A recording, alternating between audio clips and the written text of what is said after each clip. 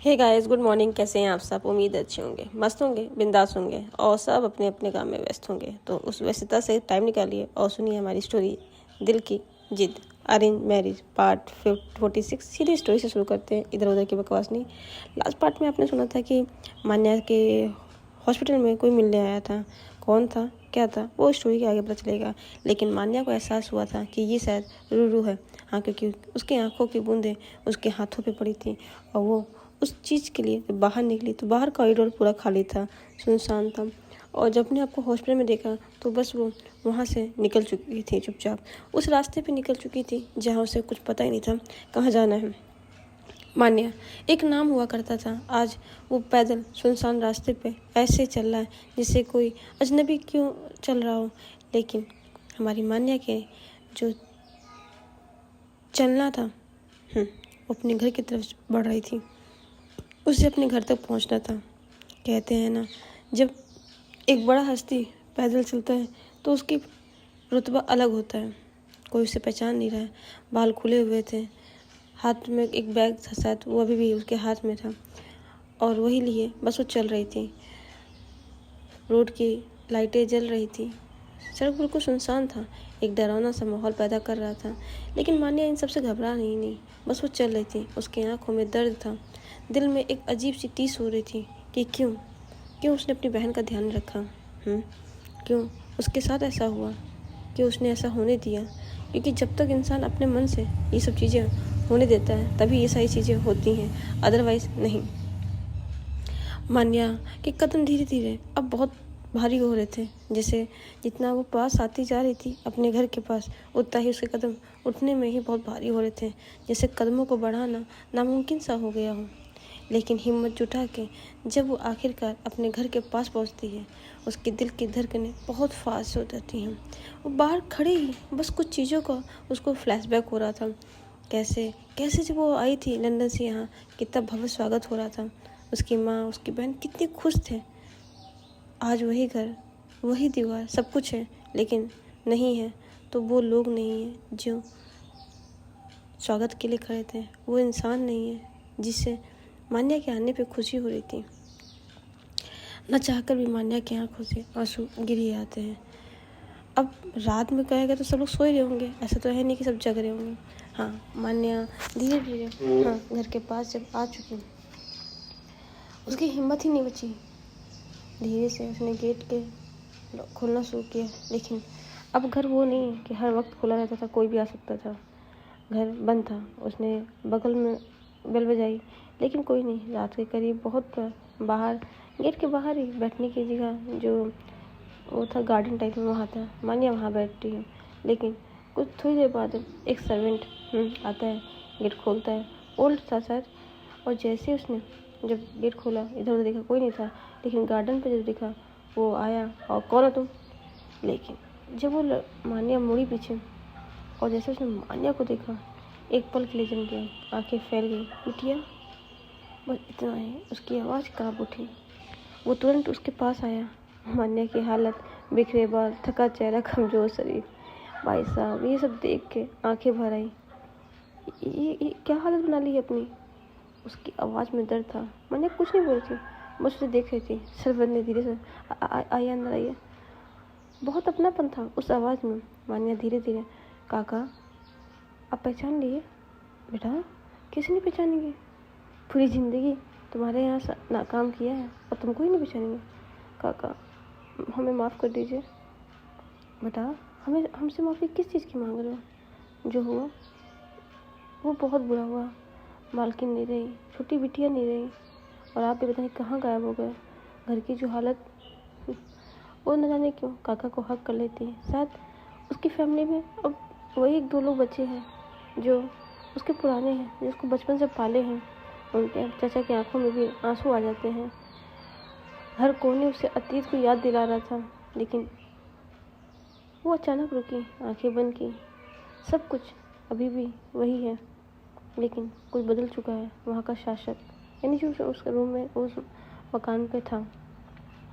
Servant की आंखों में आंसू गिरते। वो समझ रहे ये सिर्फ वापसी नहीं है, ये टूटे हुए इंसान की वापसी है। घर वही रहता है, लेकिन वापस आने पे इंसान वैसा नहीं रहता है। मान्या के साथ भी वही है, सब कुछ वही है, सब कुछ, लेकिन एक चीज़ नहीं है जो उसके अथॉरिटी नहीं है। हाँ, वो बूढ़े सर्वेंट अंकल काका साहब, मतलब कह सकते हैं काका कहती थी, वो अंदर लेके आते हैं। और जब वो उससे कदम भारी थे रूम में जाने, वो हवेली के अंदर टाइप में जाने के लिए, उसके बहुत सर्वेंट भी उसे संभाल के अंदर ले आ रहा था। अचानक पीछे से एक तेज आवाज़, ए रुको भाई, ये आवाज़। दोनों मुड़े, जब ये आवाज़ सुनी दोनों मुड़े। सामने वही मैनेजर नया जो अब इस पूरे चीज़ों को देख रहता है, सख्त चेहरा, आंखों में रौब। किसको अंदर लेके आ रहे हो तुम्हें? वो सर्वेंट पे चिल्लाते कहता है, सर्वेंट साहब ये वो कुछ बोल नहीं पाया था। मैनेजर ने मान्या के ऊपर से नीचे देखा, उसकी हालत बिखरी हुई कम सबको देखा। ये हालत किसी की भी अंदर ला सकते हैं? मालिक को पता चला ना, बड़ो तेरी नौकरी तो गई। मान्या सब सुन रही थी, दिल भी एक अजीब सा था। मालिक धीरे सुन रहा, जैसे ये घर अब उसका नहीं रहा। तभी मैनेजर बोला, ये कोई धर्मशाला नहीं है कि जिसे मन करे उठा के ले आओ। मालिक वो कुछ नहीं पता। मान्या धीरे से उसका हाथ छुड़ाती है। खुद खड़ी थी, मुश्किल से बैलेंस बनाए। ठीक है, उसकी आवाज़ में इतना था। वो मुड़ी और वापस जाने लगी। तभी नहीं, उसकी आवाज़ पहली बार तेज हुई। मैनेजर उसकी तरफ, आपको पता है ये कौन है? मैनेजर हंसा, कौन? सर्वेंट की आंखों में आंसू आया। वो मान्य से सहाय करते हैं, ये इस घर की मालकिन है। मैनेजर का चेहरा उतर गया, क्या ये बड़ो सठिया गया हो क्या बुढ़ापे में? इस घर का मालिक कमलेश है, ठीक है, उन्होंने हमको जॉब दी है। ऐसे वैसे किसी को अंदर मत लाना। मान्या खड़ी हुई, आंखों में डर था, अपनापन। तभी धीरे से कहा, मालिक यही है।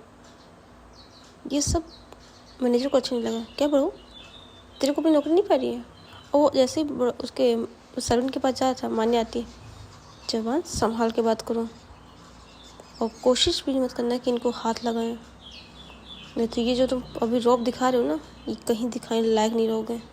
भाई साहब, मान्या की आवाज़ में जब वो आते कड़कपन, उस मैनेजर डर गया। क्या है, तुमको डरा रही हो? मैनेजर शौक था।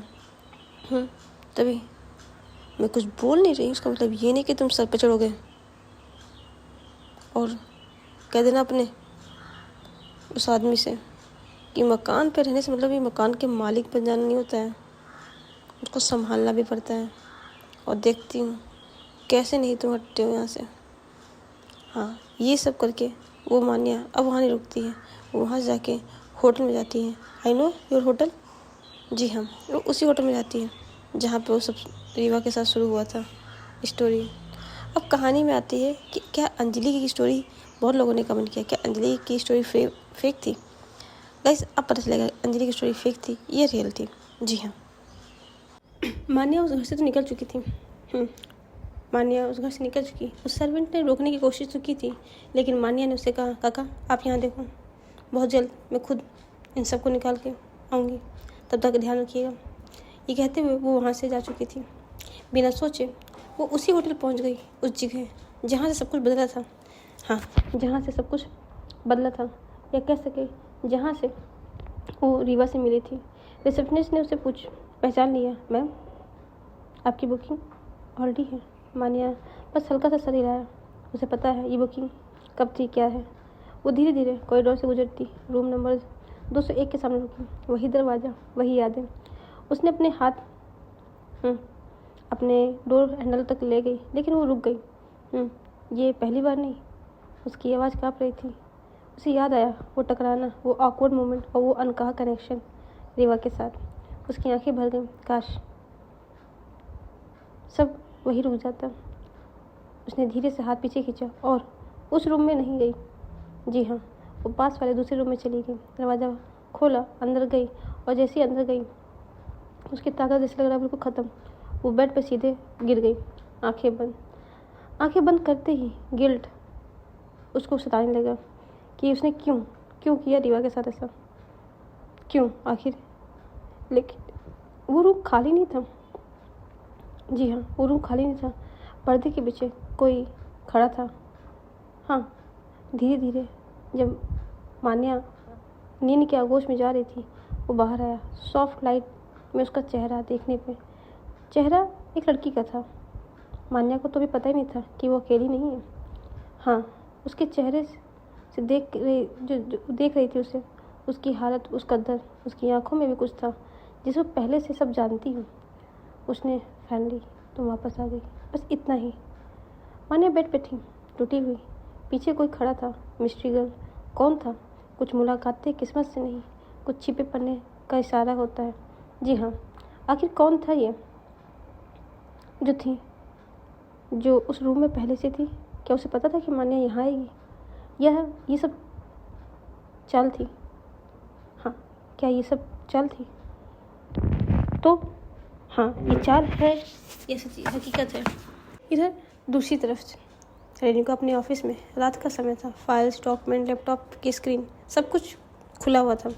रेणुका पूरी तरह से केस में डूबी थी। सामने राजपूत इंस्टीट्यूट की फाइल्स थी। हाल ही में जितने भी उनके प्रोजेक्ट हुए, उन सब की फाइल उनके सामने थी।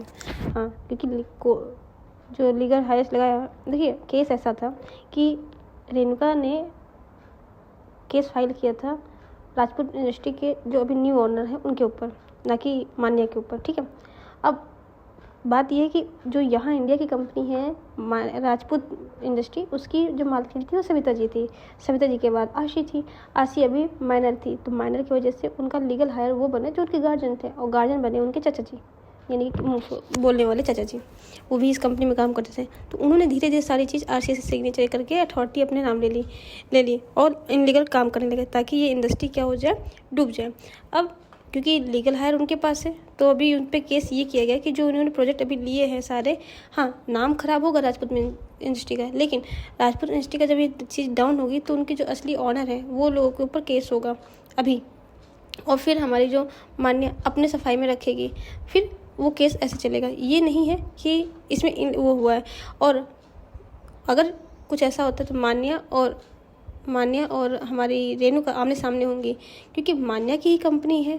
अब रही बात आशी की, तो आशी के पास तो अथॉरिटी है कि वो केस कर सकती है, क्योंकि उसके साथ जो इनलीगल एक्टिविटीज़ हुई हैं, उसके साथ जो भेदभाव हुआ है, उसके लिए तो केस कर सकती है। कुछ ये केस है इसके अंदर। ठीक है, तो आई होप अब कन्फ्यूजन क्लियर हो गया होगा। जी हाँ, सामने राजपूत इंडस्ट्री की फाइल्स थी, illegal deals, fake signature, property transferation, सब कुछ उनके पास था। हर डील को उसने ध्यान से पढ़ा। आंखों में सॉफ्टनेस नहीं, बस एक फोकस था कि उसे आशी को इंसाफ दिलाना है। उसने मान्या का नहीं सोचा है, आशी को इंसाफ दिलाना है। दूसरी तरफ आशी उसी के साथ बैठी थी। हाँ, डॉक्यूमेंट अरेंज करती थी, नोट बना रही थी। दोनों के बीच एक ऐसा रिश्ता बना हुआ था जैसे माँ बेटी हो।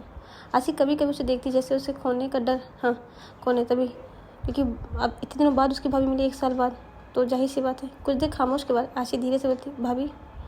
रेणुका बिना ऊपर देखे बोलती, बोलो आशी।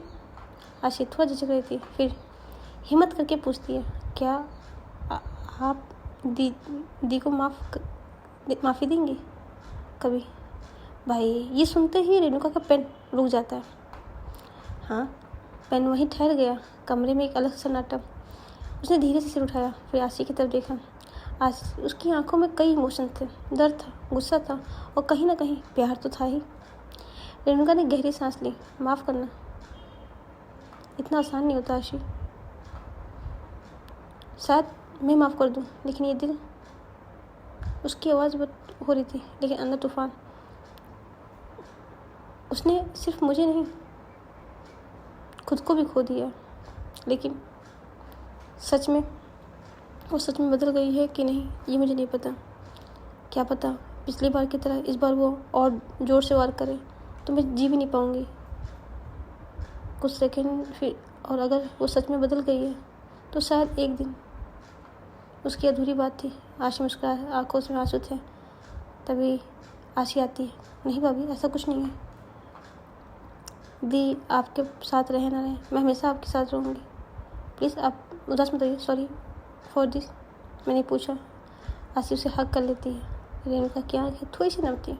टेबल पर फाइल थी, एक तरफ जस्टिस था, दूसरी तरफ फॉरनेस भी था।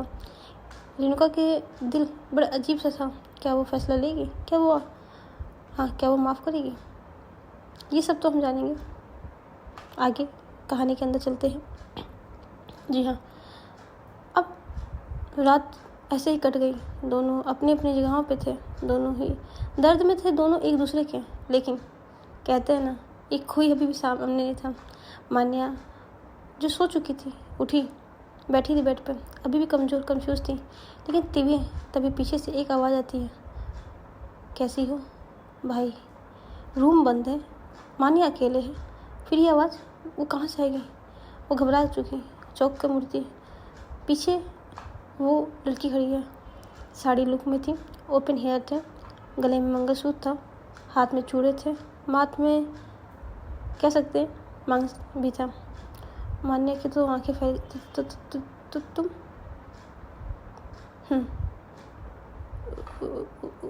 बस वो देख ही रही थी। तभी उठ, क्या हुआ? तुम घबरा गई मुझे देखकर? नहीं। तुम यहाँ कैसे?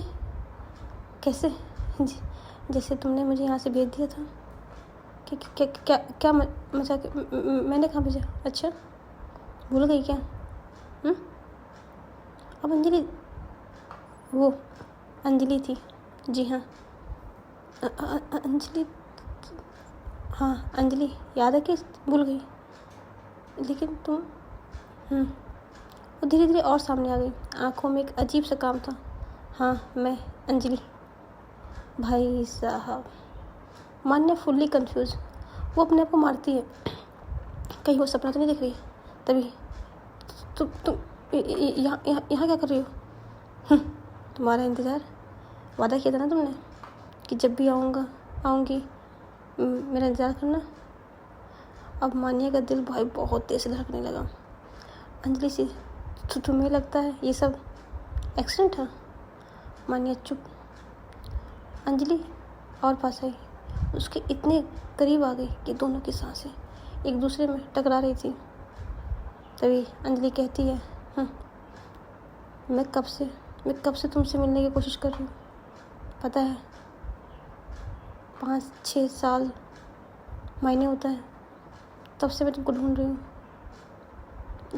लेकिन तुम्हारा तो हाँ मेरा एक्सीडेंट, और यही प्यार है तुम्हारा? यही प्यार है? ऐसे ढूंढना था मुझे, ऐसे छुपा के गई थी? अंजलि क्या कह रही हो? तुम्हें नहीं याद है? नहीं, मुझे नहीं पता। मैंने तो तुम्हें कितना कोशिश किया। अच्छा, क्या कोशिश किया था बताओ? तुम आई थी ना लास्ट टाइम जब मुझे उस बंद करके गई थी? नहीं। मान्या कुछ समझ नहीं पा रही थी कि क्या कह रही है। तो कह रही, तुम क्या कहना चाह रही हो? मैं क्या कहना चाह रही हूँ? वो एक फाइल उठाती है और मान्या के सामने रखती है।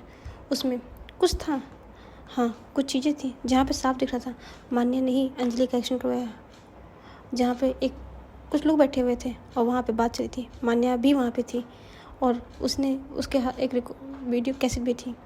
उसमें मतलब क्या था वो तो कैसेट लगा के तब देखी, लेकिन कुछ कागज़ थे जिसमें था लिखा हुआ था, इसने साइन किया था, इसे ख़त्म करो। मान्या फुल शॉक। ये सब क्या है? वही तो मैं जानना चाहती हूँ कि अंजलि, कि मान्या ये सब क्या है? तुमने तो मुझसे वादा किया था तुमसे प्यार करती हूँ, और मैं तुम्हारे रास्ते का रोड़ा कब बन गई? तुम्हें मुझसे प्यार नहीं था तो मुझे बोल देती ना, मैं तुम्हारे रास्ते से निकल जाती। लेकिन ये सब क्यों किया मान्या? क्यों किया? भाई साहब, मान्या ऑलरेडी शॉक। मान्या समझ में नहीं आती सब क्या है। तभी अंजलि, ये सब मुझे नहीं पता ये सब क्या है। अच्छा, तुम्हें नहीं पता ये सब क्या है? अंजलि की आँखें और ठंड हो रही थी। वो धीरे कह रही, क्यों? बोलो ना, क्या है? भाई अब और शौक हो रहा था कि है क्या मैटर। इधर से मान्या पूरी तरह कंफ्यूज। भाई जिस लड़की को वो प्यार करती है उसने कत्ल करवाया, शी इज़ मर्डर। तभी कह रही, अंजलि ये तुम्हें गलत फहमी हो सकती है, लेकिन मैंने ऐसा कुछ नहीं कराया। अच्छा, आपने कुछ नहीं कराया? पूरे सबूत कह रहे कि तुमने कराया। हाँ, ये दिखने से तुम्हें लग रहा है कि मैंने कराया, बट तुम्हें याद है ना लास्ट टाइम क्या हुआ था? मैं तुमसे मिली थी, हाँ लंदन में, तुम्हारे साथ थी। अचानक मैं इंडिया जा गई थी। नहीं, तुम इंडिया नहीं आई थी, तुम वहीं थी। अंजलि नहीं, मैं इंडिया नहीं, मैं इंडिया आ गई थी। नहीं, तुम वही थी। तुम्हारे सामने मैंने कितना कहा था, लेकिन तुम नहीं सुनी थी। अंजलि, विश्वास करो, मैंने ऐसा कुछ नहीं किया है। अच्छा, प्रूफ करो। वो अपना सर पकड़ लेती है। अभी तो कुछ और के लिए आई थी, और ये सब बवाल। Anjali please believe me, diamond, मैं तुझसे प्यार करती थी। मैं ऐसा कैसे कर सकती हूँ? वही तो, जिस लड़की ने मेरे लिए इतना कुछ किया, आखिर वो मेरी मौत का कारण कैसे हो सकती है? आज तक समझ नहीं पाई, इसीलिए मैं यही हूँ, इसी रूम में इंतज़ार कर रही थी तुम्हारा। लेकिन 6 साल लग गए मुझे तुमसे मिलने में, 6 साल। और तुम ना मिलती अगर रूरू ने मेरी हेल्प ना की होती है। व्हाट? रूरू? तुम रूरू जानती हो? जानती हूँ। जब मैं आखिरी सांसें गिन रही थी ना, तो रूरू मेरे पास थी। वो आई थी मुझे बचाने, पर तुम नहीं। ओह माय गॉड, क्या हो रहा है मेरे साथ? मुझे नहीं पता। हे भगवान, क्या किया मैंने? मुझे नहीं पता, लेकिन ट्रू यही है कि तुमने मुझे मारा। अंजलि, अब वो अंजलि के पास आती है, उसका शोल्डर पकड़ती है। अंजलि, आंखों में देखो मेरे, देखो। क्या तुम्हें लगता है कि मैं तुम्हें मार सकती हूँ? भाई साहब। अंजलि नहीं, मुझे नहीं देखना आपकी आंखों में, नहीं देखना है, प्लीज़। शी, क्या मैं तुम्हें मार सकती हूँ? तुम्हें लगता है मार सकती हूँ? भाई, जब दोनों एक दूसरे की आंखों में देख रहे थे, एक अलग सी नरमी, एक अलग सी जो वार्मनेस थी, वो आ गई थी। हाँ, अंजलि की आंखें अब नम हो रही थी, और पता नहीं उसे क्या हुआ, उसने मान्या को हक कर लिया। मान्या ने हैक बैग नहीं किया, हक बैग नहीं किया था। मान्या बस स्टिफ खड़ी थी। तभी अंजलि रोती कहती, मुझे नहीं पता, लेकिन तुम थी वहाँ पे, और तुम हंस रही थी।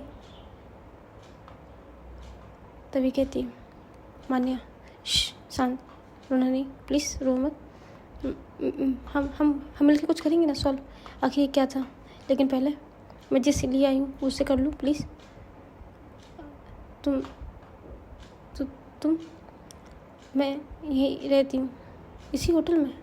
हाँ, खाना पीना सब। रूरू सब तुम्हें फंसाना चाहती थी, क्योंकि तुमने मेरे कत्ल किया है। और रूरू मुझसे, आई नो, वो तुमसे प्यार करती है। इसलिए अभी थोड़ा सा नॉर्मल हो चुकी थी। जब वो कहती है रूरू से प्यार करती है, मान्या ने कहा हाँ आई नो वो तुमसे प्यार करती है, तभी। और आपको नहीं, मुझे कोई फ़र्क नहीं पड़ रहा, लेकिन पहले तुम्हारे दिल के अंदर से और रूरू के अंदर से ये चीज़ें हटानी पड़ेंगी। और मैं समझा कि रूरू मेरे साथ ऐसा क्यों कर रही थी।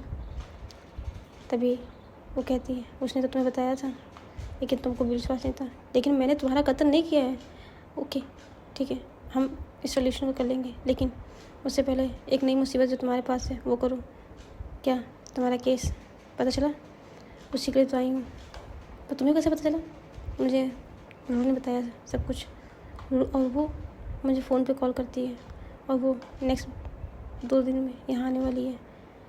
ओके ठीक है, हम आपका केस सोलेंगे। आपको मैं पता करूँगी कि मैं आपका केस में कभी भी मैंने आपको नहीं बुरा चाहा, लेकिन जिसने भी किया मैं उसे छोड़ूंगी नहीं, मेरा नाम यूज़ करके। तो गाइस, आज की स्टोरी यहीं रखते हैं, नेक्स्ट पार्ट में जानेंगे आखिर क्या है राज। ये उलझन पे उलझन ख़त्म ही नहीं हो रही है। अंजलि आ गई, रूरू का है, बाकी ये इंडस्ट्री, ये